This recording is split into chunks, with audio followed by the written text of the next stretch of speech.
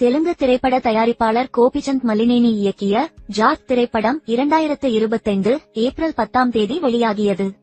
அந்த படத்தில் தமிழ் போராளி அமைப்பான தமிழீழ விடுதலை புலிகளை பயங்கரவாத அமைப்பாக சித்தரித்து மகிழ்கிறான் இந்த வந்தேரி தெலுங்கனும் யூத பிராமணனும். 7500 ஆண்டுகளுக்கு முன் இலங்கையை மையமாக கொண்டு மிக பிரமாண்டமாக ஆட்சி செய்தவர் இலங்கை வேந்தன் ராவணன். அவரை யூத பிராமணர்கள் புராண கதைகள் மூலமாகவும் மீடியா மூலமாகவும் அரக்கனாக சித்தரித்து இருக்கிறார்கள். இலங்கை வேந்தன் ராவணன் போலவே வாழ்ந்தவர்தான் விடுதலை புலிகளின் தலைவரான திரு வேலுப்பிள்ளை பிரபாகரன் ஐயா அவர்கள்.